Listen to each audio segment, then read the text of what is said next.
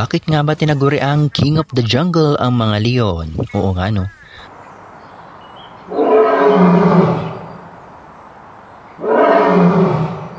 Ayon sa mga eksperto, matagal lang hari ng gubat o King of the Jungle ang mga leon bago pa man sumikat ang pelikulang Lion King.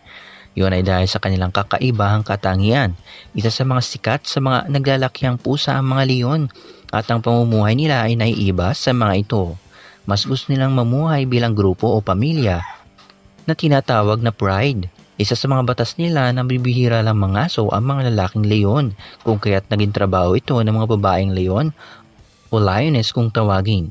Kapag ang batang lalaking leon ay dumating na sa wastong edad, umaalis ito sa kanyang pride at naghahanap o gumagawa ito ng sarili niyang grupo.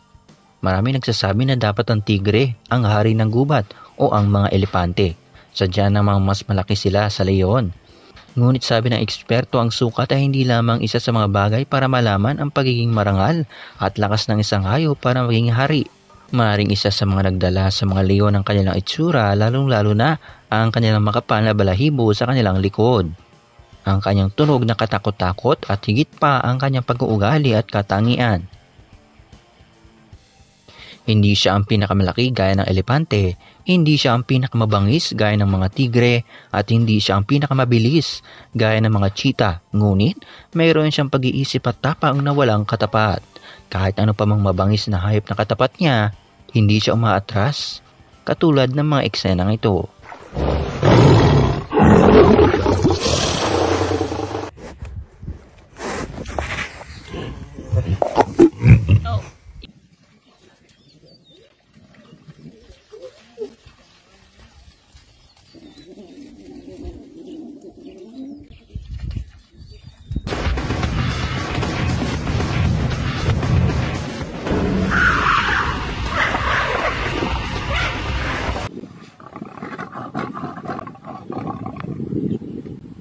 Patunay sa nag-iisang King of the Jungle.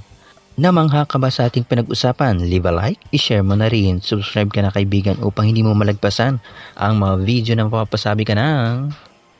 Oo nga no.